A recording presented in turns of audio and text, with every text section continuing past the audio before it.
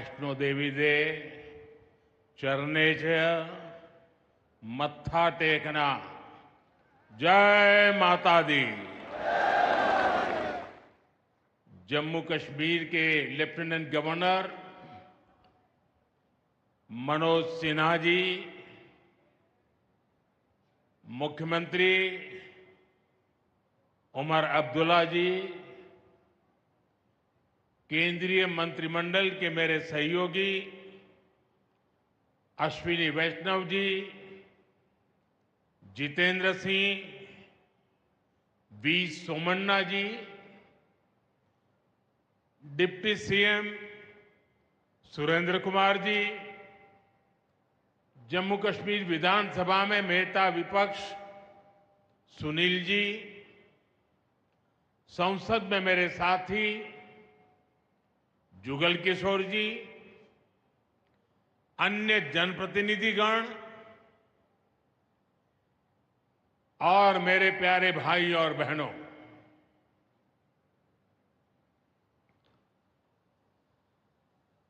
वीर जोरावर सिंह जी की ये भूमि है।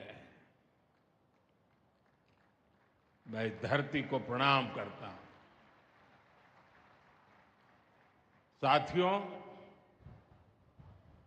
आज का ये कार्यक्रम भारत की एकता और भारत की इच्छा शक्ति का विराट उत्सव है।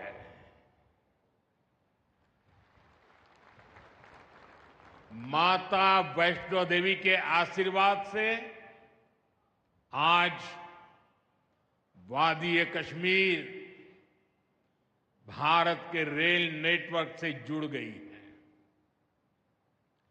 मां भारती का वर्णन करते हुए हम श्रद्धा भाव से कहते आए हैं, कश्मीर से कन्याकुमारी। ये अब रेलवे नेटवर्क के लिए भी हकीकत बन गया है। उधमपुर, श्रीनगर, बारामूला, ये रेल लाइन प्रोजेक्ट ये सिर्फ नाम नहीं है, ये जम्मू कश्मीर के नए सामर्थ्य की पहचान है। भारत के नए सामर्थ्य का जयघोष है। थोड़ी देर पहले मुझे चिनाब ब्रिज और अंजी ब्रिज का लोकार्पण करने का अवसर मिला है। आज ही 2 नई वंदे भारत ट्रेनें जम्मू कश्मीर को मिली है। यहां जम्मू में नए मेडिकल कॉलेज का शिलान्यास हुआ है। 46,000 करोड़ रुपए के प्रोजेक्ट्स जम्मू और कश्मीर के विकास को नई गति देंगे। मैं आप सभी लोगों को विकास के नए दौर के लिए बहुत बहुत बधाई देता हूं। साथियों, जम्मू कश्मीर की अनेक पीढ़ियां रेल कनेक्टिविटी का सपना देखते देखते गुजर गई। मैं कल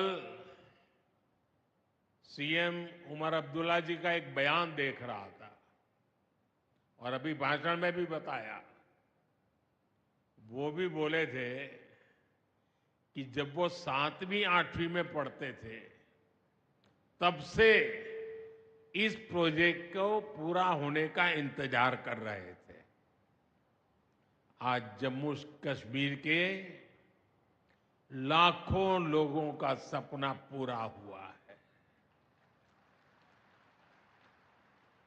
और ये भी हकीकत है, जितने अच्छे काम है ना, वो मेरे लिए ही बाकी रहे हैं। साथियों, ये हमारी सरकार का सौभाग्य है कि इस प्रोजेक्ट ने हमारे कार्यकाल में गति पकड़ी और हमने इसे पूरा करके दिखाया। बीच में कोविड के कालखंड के कारण भी अनेक मुसीबतें आई, लेकिन हम डटे रहे। साथियों, रास्ते में आने जाने की मुश्किलें, मौसम की परेशानी,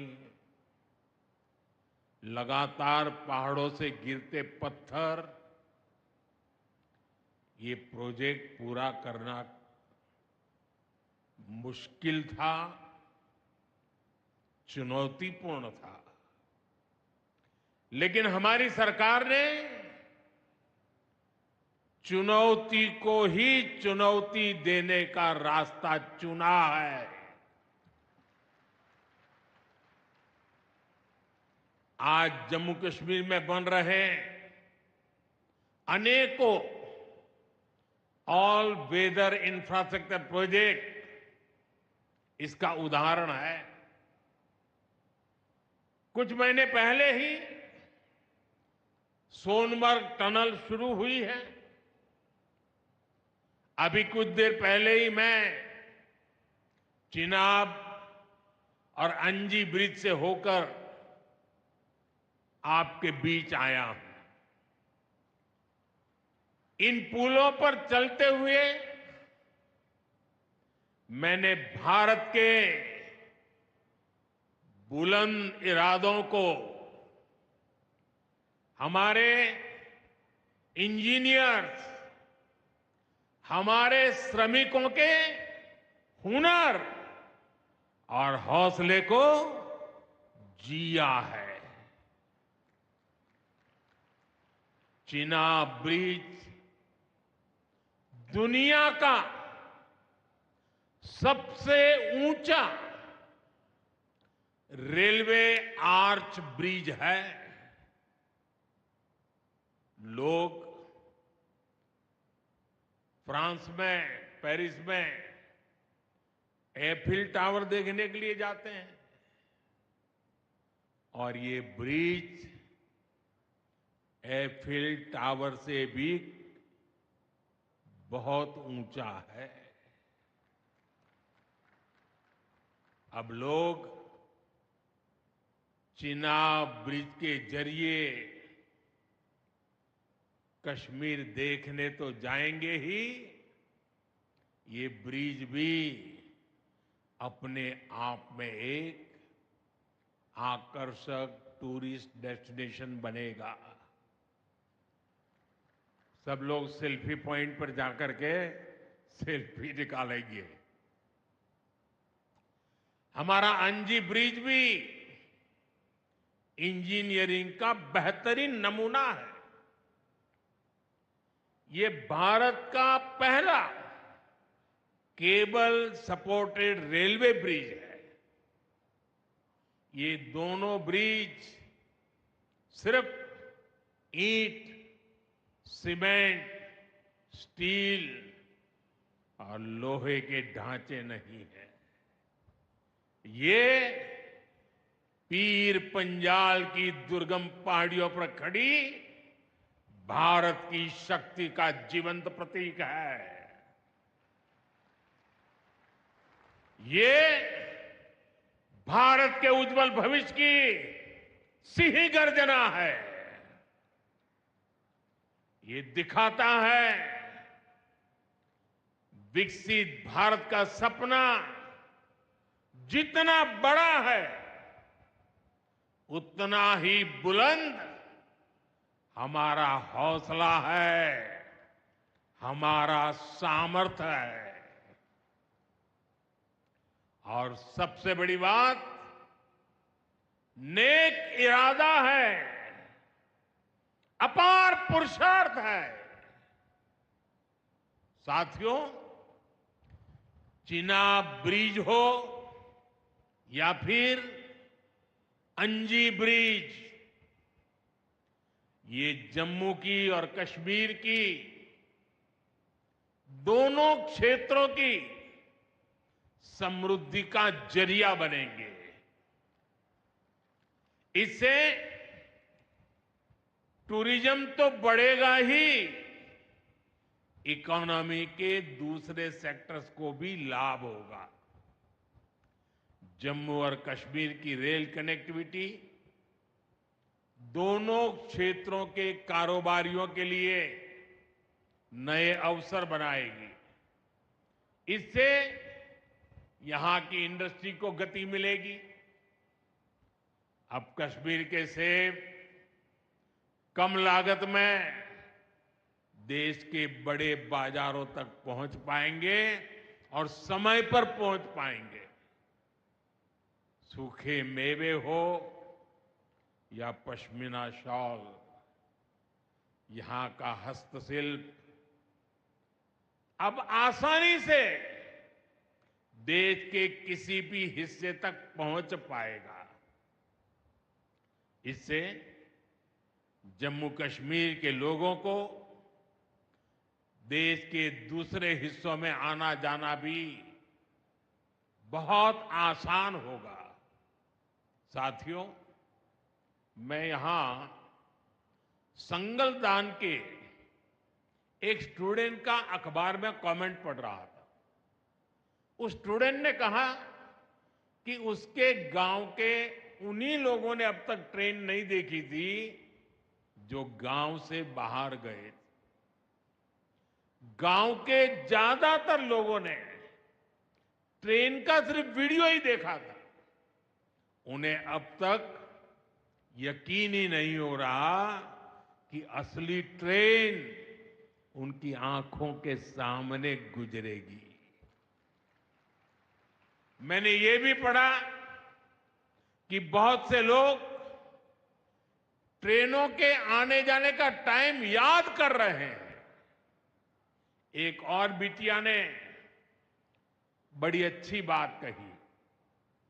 उस बिटिया ने कहा, अब मौसम तय नहीं करेगा कि रास्ते खुलेंगे या बंद रहेंगे।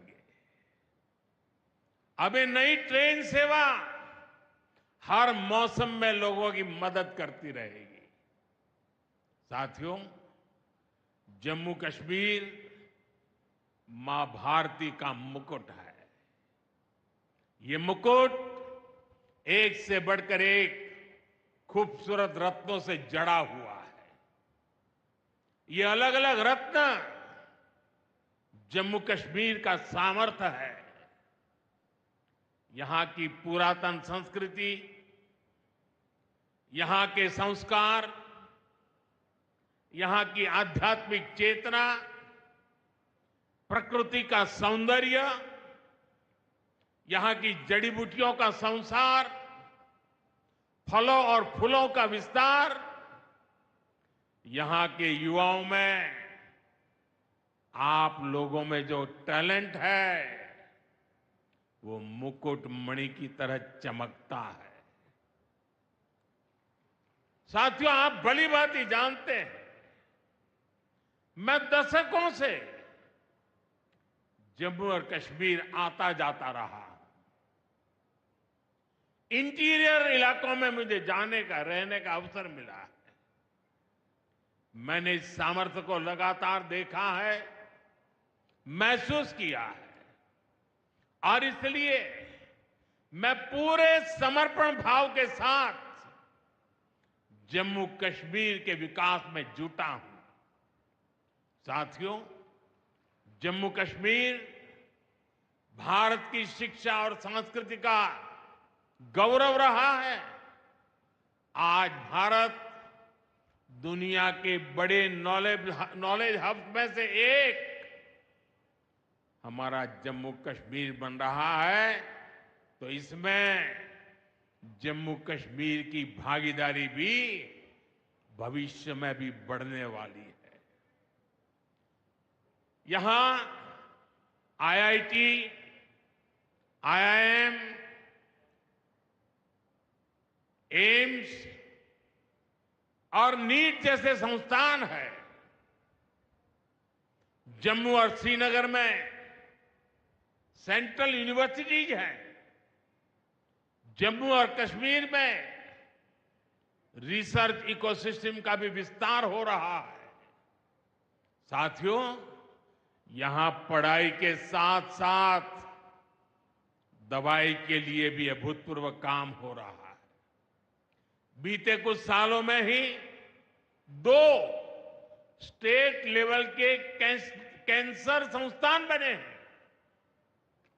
पिछले 5 वर्षों में यहां 7 नए मेडिकल कॉलेज शुरू किए गए हैं। आप भी जानते हैं, जब मेडिकल कॉलेज खुलता है तो उससे मरीजों के साथ ही उस क्षेत्र के युवाओं को भी सबसे ज्यादा फायदा मिलता है। जम्मू कश्मीर में अब एमबीबीएस की सीटों की संख्या 500 से बढ़कर 1300 तक पहुंच गई है।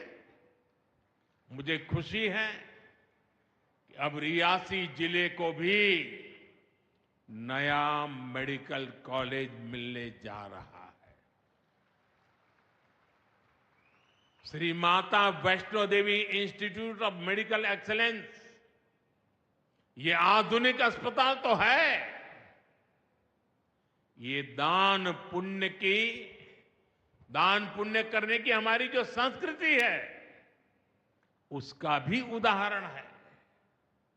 इस मेडिकल कॉलेज को बनाने में जो राशि लगी है उसके लिए भारत के कोने कोने से माता वैष्णो देवी के चरणों में आने वाले लोगों ने दान दिया हुआ है। मैं श्री माता वैष्णो देवी श्राइन बोर्ड को, उनके अध्यक्ष मनोज जी को इस पवित्र कार्य के लिए बहुत बहुत शुभकामनाएं देता हूं। इस अस्पताल की क्षमता भी 300 बेड से बढ़कर 500 बेड की जा रही है। कटरा में माता वैष्णो देवी के दर्शन करने आने वाले लोगों को भी इससे बहुत सहूलियत रहने वाली है। साथियों, केंद्र में भाजपा एनडीए की सरकार को अब 11 साल हो रहे हैं। ये 11 साल गरीब कल्याण के नाम समर्पित रहे हैं। प्रधानमंत्री आवास योजना से 4 करोड़ गरीबों का पक्के घर का सपना पूरा हुआ है। उज्ज्वला योजना से 10 करोड़ रसोइयों, उसमें धुएं का अंत हुआ है। हमारी बहनों को, बेटियों को उनकी सेहत की रक्षा हुई है। आयुष्मान भारत योजना से 50 करोड़ गरीबों को 5 लाख रुपए तक का मुफ्त इलाज मिला है। प्रधानमंत्री गरीब कल्याण अन्न योजना से हर थाली में भरपेट अनाज सुनिश्चित हुआ है। जनधन योजना से पहली बार 50 करोड़ से ज्यादा गरीबों के लिए बैंक का दरवाजा खुला है। सौभाग्य योजना से अंधेरे में जी रहे 2.5 करोड़ परिवारों में बिजली की रोशनी पहुंची है। स्वच्छ भारत मिशन के तहत बने 12 करोड़ शौचालयों ने खुले में शौच की मजबूरी से मुक्ति दिलाई है। जल जीवन मिशन से 12 करोड़ नए घरों में नल से जल पहुंचने लगा है। महिलाओं का जीवन आसान हुआ है। पीएम किसान सम्मान निधि से 10 करोड़ छोटे किसानों को सीधी आर्थिक सहायता मिली है। साथियों, सरकार के ऐसे अनेक प्रयासों से पिछले 11 साल में 25 करोड़ से ज्यादा गरीबों ने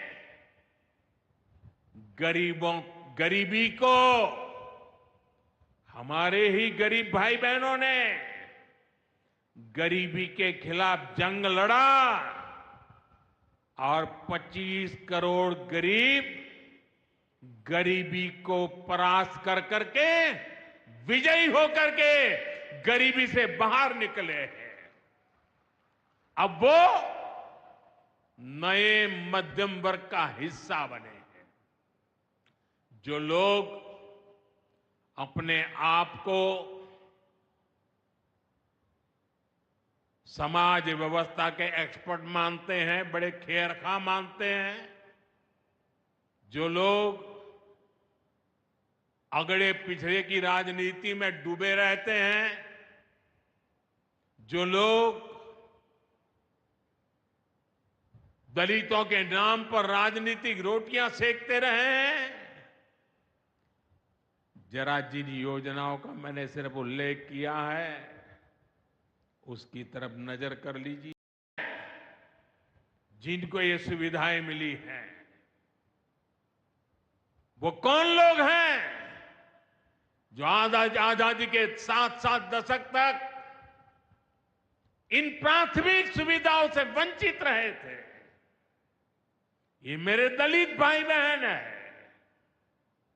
ये मेरे आदिवासी भाई बहन है, ये मेरे पिछड़े भाई बहन है, ये पहाड़ों पर गुजारा करने वाले, ये जंगलों में बसने वाले, झुग्गी झोपड़ी में जिंदगी पूरी करने वाले, ये वो परिवार है जिनके लिए मोदी ने अपने 11 साल खपा दिए हैं।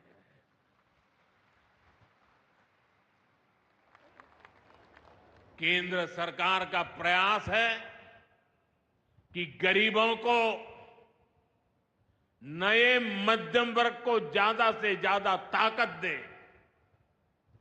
1 रैंक 1 पेंशन हो, 12 लाख रुपए तक की सैलरी को टैक्स फ्री करना हो, घर खरीदने के लिए आर्थिक सहायता देना हो, सस्ती हवाई यात्रा के लिए मदद देनी हो, हर तरह से सरकार गरीब और मध्यम वर्ग के साथ कंधे से कंधा मिलाकर चल रही है। साथियों, गरीबों को गरीबी से मुक्ति पाने के लिए उनका मदद करना, लेकिन ईमानदारी से जीने वाले, देश के लिए समय समय पर टैक्स देने वाले मध्यम वर्ग की ताकत बढ़ाना, इसके लिए भी आजादी में पहली बार इतना काम हुआ है जो हमने करके दिखाया है। साथियों, हम अपने यहां नौजवानों के लिए लगातार रोजगार के नए अवसर बढ़ा रहे हैं और इसका एक अहम जरिया है टूरिज्म। टूरिज्म से रोजगार मिलता है, टूरिज्म लोगों को जोड़ता है, लेकिन दुर्भाग्य से हमारे पड़ोस का देश मानवता का विरोधी, मेलजोल का विरोधी, टूरिज्म का विरोधी, इतना ही नहीं, वो ऐसा देश है जो गरीब की रोजी रोटी का भी विरोधी है। 22 अप्रैल को पहलगाम में जो कुछ हुआ वो इसी का उदाहरण है। पाकिस्तान ने पहलगाम में इंसानियत और कश्मीरियत दोनों पर वार किया। उसका इरादा भारत में दंगे कराने का था। उसका इरादा कश्मीर के मेहनतकश लोगों की कमाई को रोकना था। इसलिए पाकिस्तान ने टूरिस्ट पर हमला किया। वो टूरिज्म जो बीते 4-5 साल में लगातार बढ़ रहा था, हर साल यहां रिकॉर्ड संख्या में टूरिस्ट आ रहे थे। जिस टूरिज्म से जम्मू कश्मीर के गरीबों के घर चलते हैं, उसको पाकिस्तान ने निशाना बनाया। कोई घोड़े चलाने वाला, कोई पोर्टर, कोई गाइड, कोई गेस्ट हाउस वाला, कोई दुकान ढाबा चलाने वाला, पाकिस्तान की साजिश इन सबको तबाह करने की थी। आतंकियों को चुनौती देने वाला नौजवान आदिल, वो भी तो वहां मेहनत मजदूरी करने गया था, लेकिन अपने परिवार की देखरेख कर सके इसलिए मेहनत कर रहा था। आतंकियों ने उस आदिल को भी मार दिया। साथियों, पाकिस्तान की साजिश के खिलाफ जिस प्रकार जम्मू कश्मीर के लोग उठ खड़े हुए हैं, जम्मू कश्मीर के अवाम ने इस बार जो ताकत दिखाई है, ये सिर्फ पाकिस्तान नहीं, दुनिया भर की आतंकवादी मानसिकता को जम्मू कश्मीर के लोगों ने कड़ा संदेश दिया है। जम्मू कश्मीर का नौजवान अब आतंकवाद को मुंह तोड़ जवाब देने का मन बना चुका है। ये वो आतंकवाद है जिसने घाटी में स्कूल जलाए, और सिर्फ स्कूल यानी इमारत नहीं जलाई थी, 2-2 पीढ़ी का भविष्य जला दिया था, अस्पताल तबाह किए, जिसने कई पीढ़ियों को बर्बाद किया। यहां जनता अपनी पसंद के नुमाइंदे चुन सके, यहां चुनाव हो सके, ये भी आतंकवाद के चलते बड़ी चुनौती बन गया था। साथियों, बरसों तक आतंक सहने के बाद जैसे जम्मू कश्मीर ने इतनी बर्बादी देखी थी कि जम्मू कश्मीर के लोगों ने सपने देखना ही छोड़ दिया था। आतंकवाद को ही अपना भाग्य मान लिया था। जम्मू कश्मीर को इस स्थिति से निकालना जरूरी था, और हमने ये करके दिखाया है।